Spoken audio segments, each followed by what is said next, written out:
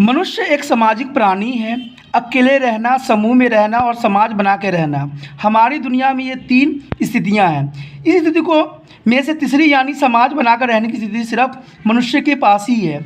इसलिए उसे सभी प्राणियों में सबसे श्रेष्ठ माना जाता है और इसे गौरव भी प्राप्त है। मनुष्य को देश और समाज से अनेक रूपों में बहुत कुछ मिलता है, इसलिए उसका भी कर्तव्य है कि वह तन, मन और धन सभी तरीकों से इस ऋण से मुक्ति होने का प्रयास करे।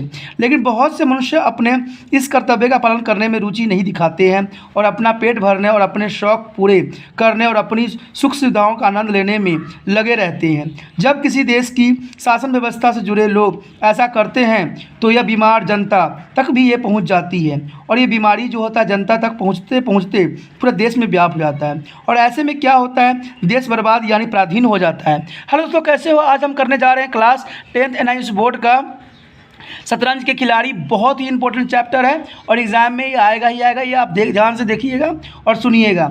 उससे पहले हम चैप्टर स्टार्ट करने से पहले मैं एक बात जरूर आपको कहना चाहूँगा, अभी भी सब्सक्राइब और लाइक नहीं किया है तो आप जरूर कर लीजिए, क्योंकि इसी में मिलेगा आपको पढ़ाई का एक नया तरीका, नए जोश के साथ। ठीक है, कहते हैं ना पुराने चीज़ तो पुराने ही होते हैं, नए चीज़ ही नए होते हैं। ठीक है, कभी पुराने के साथ हमें नए को भी देखना चाहिए, तभी आपका ज्ञान का जो है वृद्धि होगा। और सबसे इंपॉर्टेंट बात तो यही बताना चाहूँगा कि अगर वीडियो देखिए तो पूरा देखिए, नहीं देखिए तो मत देखिए, क्योंकि इससे आपको कोई लाभ नहीं होने वाला है। क्योंकि वीडियो पूरा देखिएगा तभी समझ में आएगा कि आपको समझना क्या और इसमें है चैप्टर में क्या। अधूरा देखिएगा, अधूरा जानकारी, मेरा विचार सदैव यही रहता है कि वो जो है ज्ञान के लिए बहुत ही खतरनाक होता है और ये समाज के लिए भी खतरनाक है और मानव जीवन के लिए भी खतरनाक है। इसलिए अधूरा वीडियो कभी मत देखिए तो पूरा कर ही लीजिए, तभी आपके लिए फ़ायदेमंद है। चलिए बातें ना करते हुए हम देखते हैं शतरंज के खिलाड़ी में जो लेखक है क्या कहना चाहते हैं।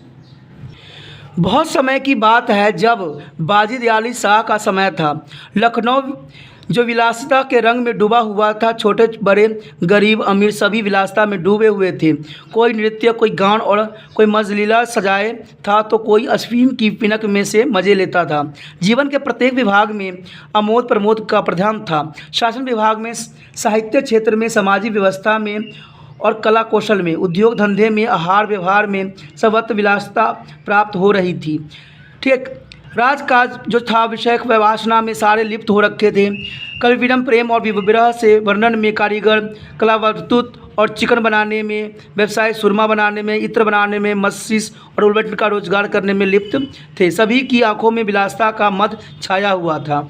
ये समय ऐसी थी जहाँ पर राजा तो राजा, प्रजा भी विलासिता के उस भोग में, विलास में ऐसे पड़े हुए थे जैसे उनके जीवन में कुछ भी नहीं है। चारों तरफ उनकी विलासिता ही तांडव कर रही थी। संसार में क्या हो रहा है इसी किसी को भी खबर नहीं थी। बटोर लड़ रहे थे, तितरियाँ जो तितरे की लड़ाई के लिए पाली बदी जा रही थी।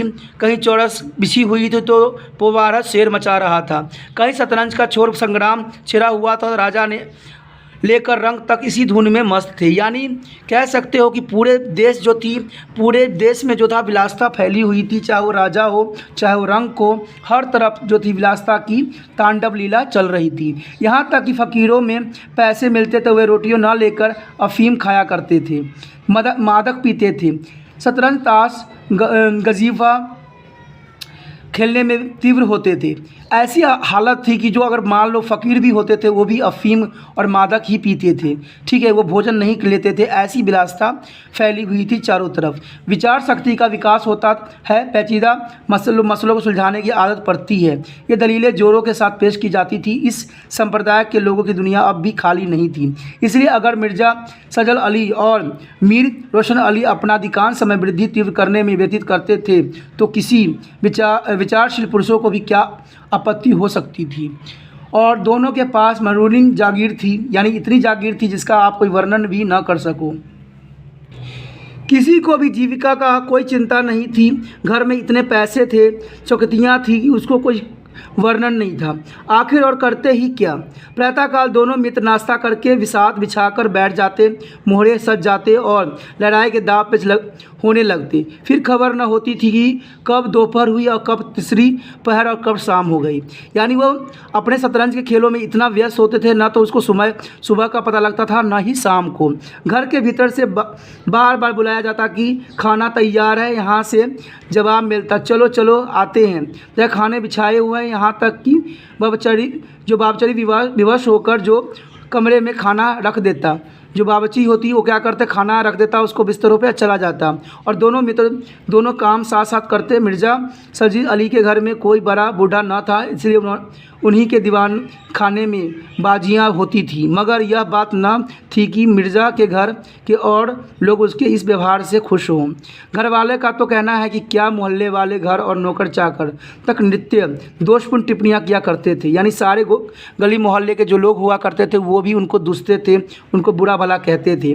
बड़ा मनुष्य खेल है, घर के तबाह कर देता है। खुदा ना करे किसी को इसकी चाट पड़े। आदमी दिन दुनिया किसी के भी काम नहीं रहता। ये उनकी पत्नी का विचार था, क्योंकि इसके वजह से उनकी घर जो था बिल्कुल तबाह हो गई थी।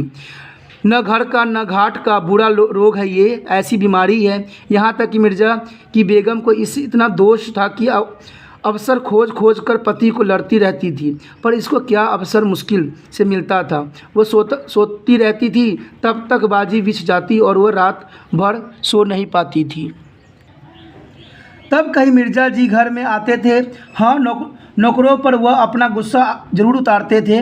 क्या पाने क्या मांग रहे हैं, कह दो, आके ले जाओ। खाने की फुर्सत नहीं है, ये जा कर खाना सिर पर पटक दो, खाए चाहे कुत्ते की खिलाओ। पर रुबारू से वो भी कुछ न कह सकती थी। उनके अपने पति को उतना मामला न था जितना मीर साहब से। उन्होंने इनका नाम मीर बिगाड़ू रख छोड़ा था।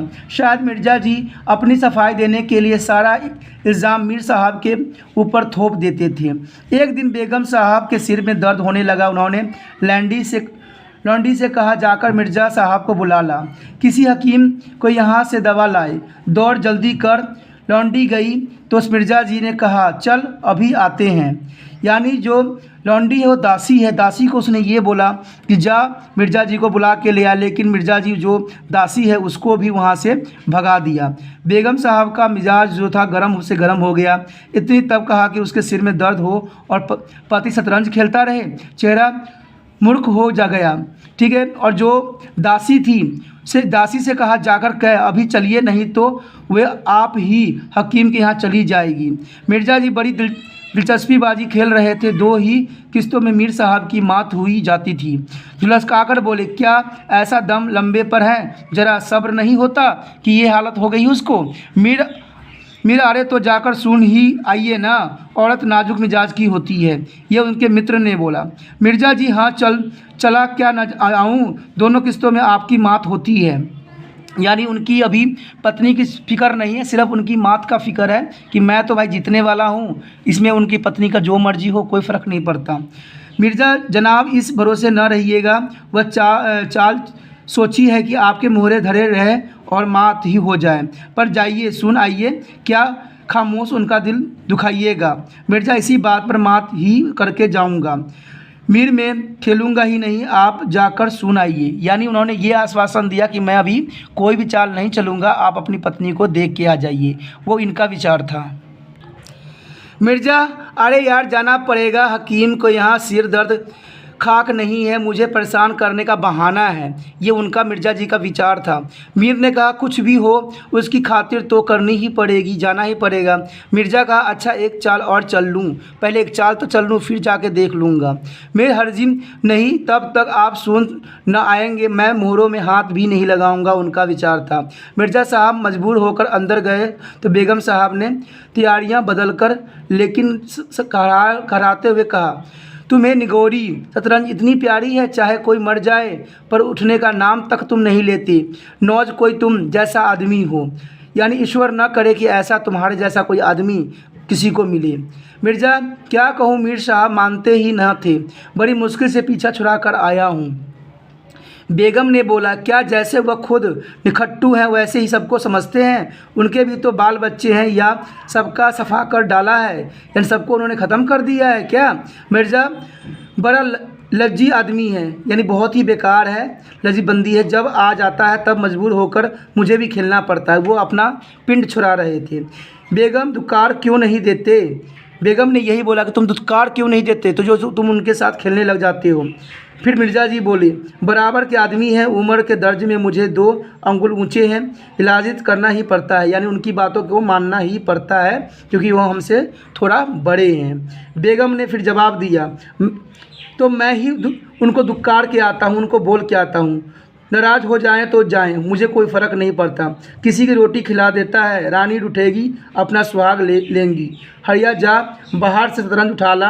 मीर साहब ने कहा है, मियाँ अब न खेलेंगे, आप शरीफ ले जाइए, यानी यहाँ से आप चले जाइए, आप यहाँ पर कोई खेल कूद नहीं होगा। फिर मिर्ज़ा जी बोले, हाँ हाँ, कहीं ऐसा गजब भी ना करना, जलील करना चाहती हो क्या?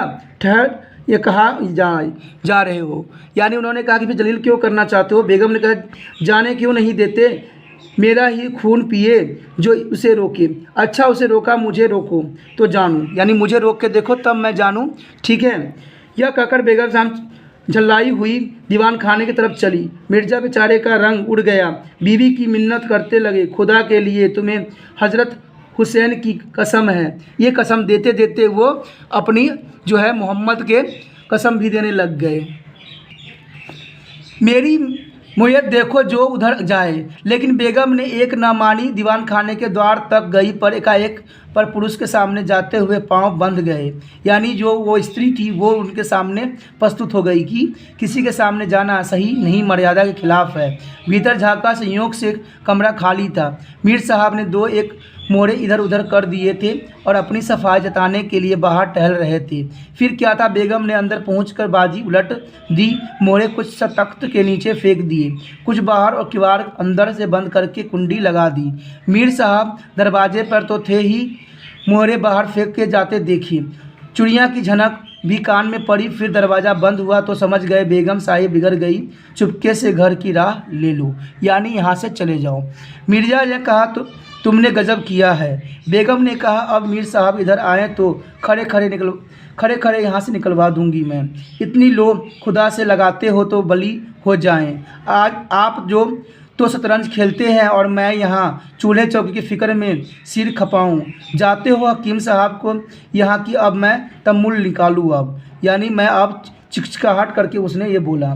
मिर्ज़ा घर से निकले तो हकीम के घर जाने के बदले मीर साहब के घर पहुंच गए और सारा वृत्तांत कहा। मीर साहब बोले, मैंने तो तब मोहरे बाहर आते देखे तभी तार गया, फ़ौरन भागा। बड़ी गुस्सेवर मालूम होती है, मगर अपने उन्हें ये सिर चढ़ा रखा है, यह मुनासिब नहीं है। यानी आपने उसको सिर पे चढ़ा रखा है, ये बात तो मुनासिब नहीं है। उन्हें इससे क्या मतलब कि आप बाहर क्या करते हैं, घर का इंतजाम करना उनका काम है, दूसरी बातें से उन्हें क्या सरोकार है, यानी उनसे क्या मतलब है, वो तो सिर्फ घर ही संभाले और घर को ही देखे। मिर्ज़ा, खैर यह तो बताइए अब कहाँ जमाब होगा, यानी अब हम कहाँ पर खेलने जाएंगे, कहाँ हमारी बिसात जो है बिछेगी। मीर, इसका क्या गम है, इतना बड़ा घर पड़ा हुआ है, बस यहीं जमे। मिर्ज़ा साहब बोले, लेकिन बेगम साहब को कैसे मनाऊंगा, घर पर बैठा रहता था तब तो इतना बिगड़ती थी, यह बैठकर होगी तो शायद जिंदा भी न छोड़ेगी, यानी ये उनको फ़िक्र लगी हुई थी। मीर, अजीब यकीन की दीजिए, 2-4 रोज़ आप ही ठीक हो जाएंगे। हाँ, आप इतना कीजिए कि आज से ज़रा तन जाइए, यानी आज से आप जो है काफ़ी तेज़ हो जाइए, नहीं तो यह आपके लिए भी सही नहीं होगा। राज्य में हाहाकार मचा हुआ था। प्रजा दिन दहाड़े लूटी जा रही थी, कोई फरियाद सुनने वाला ना था। देहाती की सारी दौलत लखनऊ में खिंची जा रही थी और बेसहायों में भांडों भी विश्लासित के अन्य अंगों की पूर्ति में उड़ जाती थी। अंग्रेज कंपनी का ऋण दिन दिन बढ़ता जा रहा था। कमली दिन भीग कर भारी होती जा रही थी। देश में सुव्यवस्था न होने के कारण वार्षिक कर भी वसूल न होता था। रेजिमेंट बार बार चेतावनी देता था, पर यहाँ तो लोग विलासिता के नशे में चूर थे। किसी कानों पर जू तक नहीं रेंग रही थी और चारों तरफ जो था विलासिता तांडव कर रही थी। खैर, मीर साहब के दीवान खाने में शतरंज होते कई महीने गुजर गए। नए नए नक्शे हल किए जाते थे, नए नए किले बनाए जाते थे, नए नृत्य व्यूह रचना होती थी। कभी कभी खेलते खेलते झोड़े हो जाते थे। तू मैं की नौबत आ जाती थी, पर शीघ्र ही दोनों के मित्रों में मेल हो जाती थी। कभी कभी ऐसा भी होता कि बाजी उठा दी जाती। मिर्ज़ा जी उठकर अपने घर चले जाते, मीर साहब अपने घर में जा बैठते, पर रात भर की निंद्रा के साथ सारा मनोमलाय जो होती थी शांत हो जाती थी और सारे जो होता था प्रॉब्लम सब मैल मिट जाती थी। प्रातःकाल दोनों मित्र दीवान खानों में फिर पहुंच जाते और फिर जो है विषाद बिछ जाती। एक दिन दोनों मित्र बैठे हुए शतरंज की दलदल में गोते खा रहे थे। कितने में घोड़े के सवार एक बादशाही फौज का अफसर मीर साहब का नाम पूछता हुआ आ पहुंचा। मीर साहब के होश उड़ गए।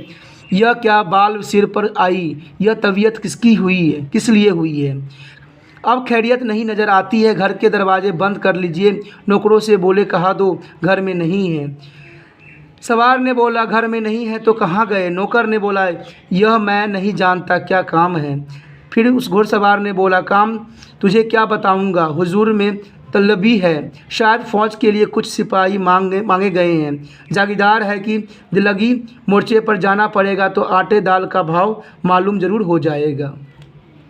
नौकर ने कहा अच्छा है तो जाइए, कह दिया जाएगा। घोड़सवार ने बोला कहने की बात नहीं है, मैं कल खुद आऊँगा, साथ ले जाने का हुक्म हुआ है। फिर घोड़सवार वहाँ से चला गया। मीर साहब की आत्मा कांप उठी। मिर्ज़ा जी ने बोले कहिए जनाब अब क्या होगा? मिर्ज़ा बड़ी मुसीबत है, कहीं मेरी तलबी भी न हो। मीर ने कहा कल फिर आने को कह गया है। मिर्ज़ा बोले आफत है क्या, कहीं मोर्चे पर जाना पड़ा तो मुसीबत हम मरे जाएंगे। मीर ने कहा बस यही एक तकदीर है कि घर में हम सुरक्षित हैं। कल गोमती पर कहीं बिरनाने में नक्शा जमेगा, जो वहीं पे हम खेलेंगे, वहाँ किसे खबर होगी? हरजत आकर आप लौट जाएगा। मिर्ज़ा बोले वाह आप खूब सूझी, इसके सिवा और कोई तदबीर भी ही नहीं रहा। दूसरे दिन दो मित्र मुंह अंधेरे घर से निकल खड़े होते हैं। बगल में एक छोटी सी दरी दवाए डिब्बे में गिलोरियाँ भरे गोमती पार्क की एक पुरानी विराट मस्जिद में चले जाते हैं, जिसे शायद नवाब असाहुद्दौला ने बनवाया था। रास्ते में तमाकुल चिलम और मदिरा ले लेते हैं और मस्जिद में पहुंचकर दरिया बिछाकर हुक्का भरकर शतरंज खेलने बैठ जाते हैं। फिर उन्हें दीन दुनिया की फिक्र न रहती है। किस्त शाह आदि दो एक दो शब्द के सिवा उनके मुंह से कोई और वाक्य नहीं निकलता है। कोई योगी भी समाधि में इतना अग्रसर नहीं होगा जितना ये दोनों अपने जो खेल के विषाद में बैठे हुए हैं। दोपहर को जब भूख मालूम होती है तो दोनों मित्र किसी नाई बाई की दुकान पर जाकर खाना खाते हैं और एक चिलगम हुक्का पीकर फिर संग्राम क्षेत्र में डट जाते हैं। कभी कभी तो उन्हें भोजन का भी ख्याल नहीं रहता और समय पूरा व्यतीत हो जाता है। इधर देश की राजनीतिक दशा भयंकर होती जा रही थी। कंपनियां की फौज लखनऊ की तरफ बढ़ी चली जा रही थी। शहर में हलचल मची हुई थी। लोग बाल बच्चे को लेकर देहातों में भाग रहे थे, पर हमारे दोनों खिलाड़ियों को इसकी जरा भी फिक्र न थी। वे घर से आते तो गलियों में होकर डर था कि कहीं किसी बादशाही मुलाजिम की निगाह पर न पड़ जाएं, जो बेकार में पकड़े जाएं। हज़ारों रुपया सालाना की जागीर मुफ्त ही हजम करना चाहते थे।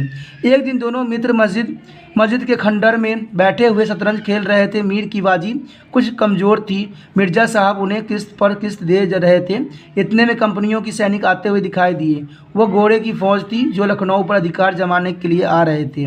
मीर साहब बोले अंग्रेज़ फ़ौज जा रही है, खुदा खैर करे। मिर्ज़ा आने दीजिए, किस्त बचाइए यह किस्त। मीर ने बोला जरा देखना चाहिए, यही आड़ में खड़े हो जाएं। मिर्ज़ा देख लीजिए, जल्दी करे फिर किस्त। मीर ने बोला तो खाना भी है, कोई 5000 आदमी होंगे, कैसे कैसे जवान हैं। लाल बंदगाहों से मुंह सूरत देखकर खौफ मालूम होता है। वो तो हार रहे थे इसलिए सब बातें कर रहे थे, ये मानना था मीर साहब को। फिर मिर्ज़ा जी बोले जनाब हिलिए ना कीजिए, ये चकमे किसी और को दीजिए, यह किस्त है, ठीक है ना? आप हार रहे हैं, आप फालतू में जो है कर रहे हैं। ये बातें मिर्ज़ा जी ने बोला। फिर मीर ने ये बोला आप भी अजीब आदमी हैं, यहाँ तो शहर पर आफत आई हुई है और आपको किसकी सूझी हुई है? कुछ इसकी भी खबर है कि शहर घिर गया है तो घर कैसे चलेगा? तो ये तो हार रहे थे इसलिए अपनी प्रलाप गा रहे थे। मिर्ज़ा जी बोले जब घर आने का वक्त आएगा तो देखा जाएगा, यह किस्त बस अब की शाह में आपकी मात है। फ़ौज निकल गई, 10 बजे का समय था, फिर बाजी बिछ गई। मिर्ज़ा आज खाने की कैसे ठहरेंगी? मीर आज आजी आज तो रोज़ा है, क्या आपको ज़्यादा भूख मालूम होती है? मिर्ज़ा जी नहीं, शहर में न जाने क्या हो रहा है। मीर ने बोला शहर में कुछ नहीं हो रहा होगा, लोग खाना खाकर आराम से सो रहे होंगे। हुजूर नवाब साहब भी हिशगाह में होंगे। दोनों सजन फिर से जो खेलने में बैठ गए तो 3 बज गए थे। अब की मिर्ज़ा जी की बाजी कमज़ोर थी। 4 का गजर बज रहा था, 4 बजने वाला था। फिर फौज की वापसी आहट मिली। नवाब अजीदौला पकड़े गए थे और सेना उन्हें किसी अज्ञात स्थान को ले जा रहे थे। शहर में न कोई हलचल थी, न मार काट, एक बूंद भी खून नहीं गिरा था। आज तक किसी स्वाधीन देश की राजा की पराजय इतनी शांति से, इस तरह खून बहे बिना न हुआ होगा। यह अहिंसा न थी जिस पर देवगण प्रसन्न होते, यह कायरपन था, क्योंकि ये हिंसा नहीं थी। न कोई संघर्ष किया, क्योंकि सारे के सारे जो थे विलासिता के जीवन में व्याप्त थे। तो फिर कौन करेगा संघर्ष, कौन किससे लड़ेगा? इसलिए यहाँ पर खून की बूंद भी नहीं हुई और उनको बाजुद्दौला को पकड़ के लेके चले गए, जिससे बड़े बड़े कायर भी आंसू बहाते। अवध के विशाल देश का नवाब बंदी बन के जा रहा था और सबके सब भोग विलास में पड़े हुए थे। लखनऊ ऐश की नींद में मस्त था। यह राजनीतिक अंत पतन की चरम सीमा थी। मिर्ज़ा ने कहा हुजूर नवाब साहब को जालिम ने कैद कर लिया है। मीर ने कहा होगा, यह लीजिए सह। मिर्ज़ा बोले जनाब ज़रा ठहरिए, इस वक्त इधर तबीयत नहीं चलेगी। बेचारा नवाब साहब इस वक्त खून के आंसू रो रहे होंगे। मीर ने बोला रोया ही चाहे, यह ऐश वहाँ कहाँ नसीब होगा, यह किस्त। मिर्ज़ा बोले किसी के दिन बराबर नहीं जाते, कितनी दर्दनाक हालत है। मीर ने बोला हाँ सो तो है, यह लो फिर किस्त। बस अब की किस्त में मात है, बच नहीं सकते। मिर्ज़ा बोले खुदा की कसम आप बड़े बेदर्द हैं, इतना बड़ा हादसा देखकर भी आपको दुख नहीं होता। हाँ गरीब वज़ीर शाह, यानी वो तो वज़ीर आदिल शाह हैं। मीर पहले अपने बादशाह को तो बचाइए, फिर नवाब साहब का मातम कीजिए। यह किस्त और मात लाना हाथ। बादशाह को लिए वे सेना सामने निकल गई। उसके जाते ही मिर्ज़ा जी फिर बाजी बिछा दिया। हार की चोट बुरी होती है। मीर ने कहा आइए नवाब साहब के मातम में एक मर्यादा कह डालें। लेकिन मिर्ज़ा जी राजभक्ति अपनी हार के साथ लुप्त हो चुकी थी। वे हार का बदला चुकाने के लिए अधीर हो रहे थे। शाम हो गई थी। खंडर में चमगादड़ों की चीखने शुरू कर दिया था। अवाली आ रही अपने अपने घोंसले में चिमटी जा रही थी, पर दोनों खिलाड़ी डटे हुए थे, मानो 2 खून के प्यासे सुरमा आपस में लड़ रहे हों।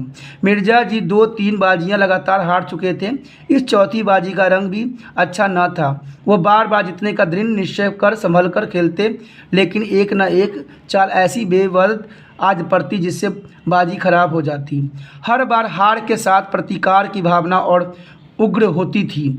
उधर मीर साहब मारे उमंग के गज़लें गाते थे, चुटकियां लेते थे, मानो कोई गुप्त धन पा गए हों। मिर्ज़ा जी सुनकर झुलसते और हार की छेप में मिटाने के लिए उनकी दर्द देते थे। पर ज्यों-ज्यों बाजी कमज़ोर होती पड़ती थी, धैर्य हाथ से निकलता जा रहा था। यहाँ तक कि वह बात बात पर झुलसने लग गए थे, झुलझाने लग गए थे। बार बार वो गलत बोलने लग गए थे। आप चाल बदल न कीजिए, यह क्या किया है, चाल चलें। फिर उसे बदल दिया।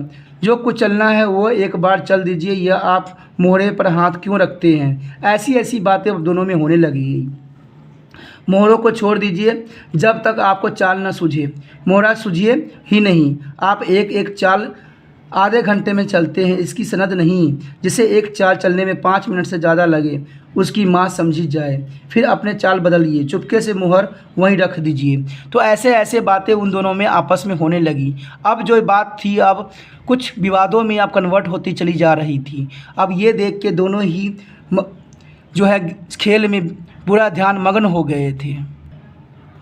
मीर साहब फर्जी पीटता था, बोलो मैंने चाल चली ही कब थी? मिर्ज़ा आप चल चुके हैं, मोहरा वहीं रख दीजिए, उसी घर में।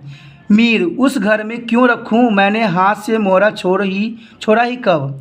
मिर्ज़ा ने बोला मोहरा आप कायम तक न छोड़ें तो क्या चल ही नहीं होगी? फर्जी पिटते देखे तो अंधारी करने लगे। मीर साहब ने धंधली आप करते हो, धंधाली करते हो और हमें हार जीत तकरीर से होती है, धंधाली करने से नहीं होती है। उन दोनों में बहस होने लग जाती है।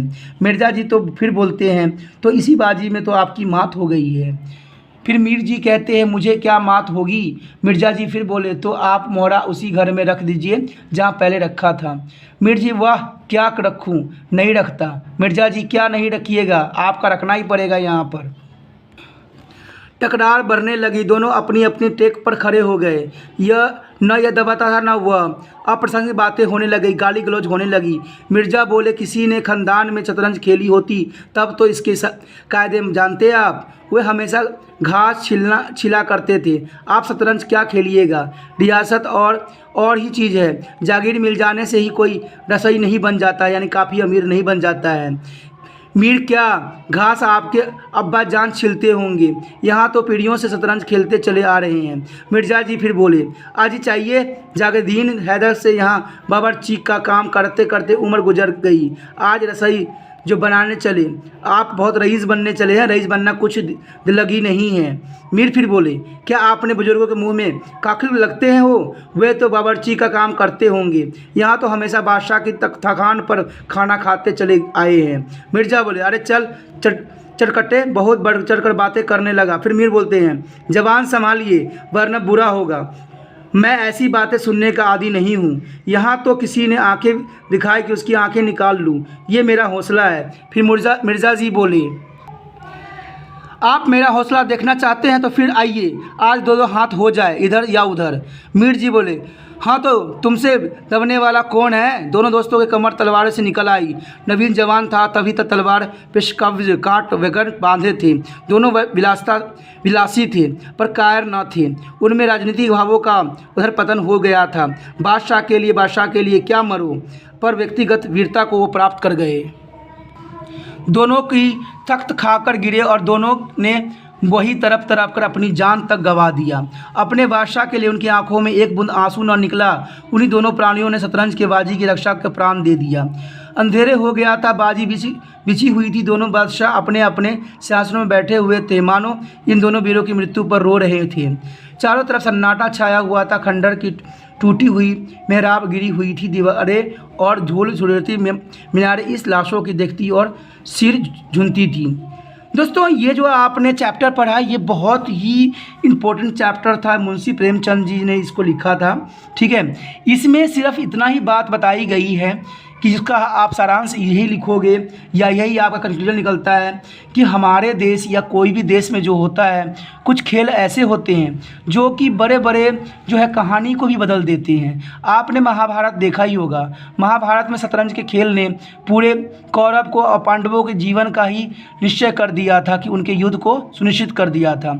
उसी प्रकार से यहाँ मीर जी और मीर जाफ़र जी जो थे दोनों के दोनों जो थे बहुत ही काफ़ी शौकीन थे खेल के।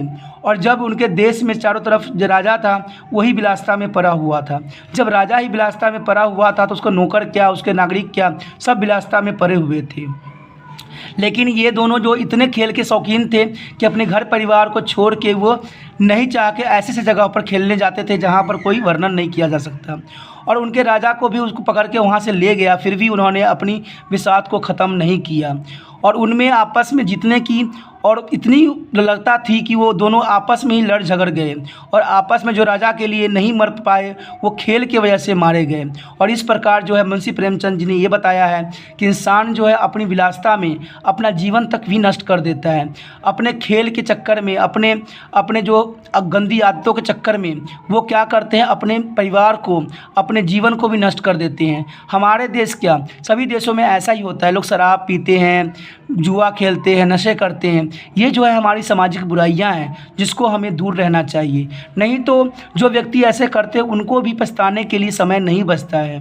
तो यही मुंशी प्रेमचंद के भावनाओं को यहाँ व्यक्त करते हैं। ठीक है दोस्तों, ये बहुत ही अच्छा चैप्टर था, आपको करना चाहिए और अपने जीवन में जो इन्होंने दिया है, जो उद्देश्य दिया है, जो इन्होंने मोरल दिया है, उस बात को सोचना चाहिए और समझना चाहिए और अपने जीवन पर लागू करना चाहिए कि कभी भी हमें ऐसी जो दूध खेले होते हैं, ऐसे जो शतरंज होते हैं, ऐसे शराब होते हैं, दारू होते हैं, मदरा होते हैं, उनको सेवन ना करके अपना जीवन को बहुत ही सादगी और प्रेम पूर्वक जिए। यही मुंशी प्रेमचंद का जो था मुख्य उद्देश्य था। इसी के साथ हमारा चैप्टर खत्म होता है। हम अगले वीडियो में मिलेंगे दोस्तों। Okay, bye.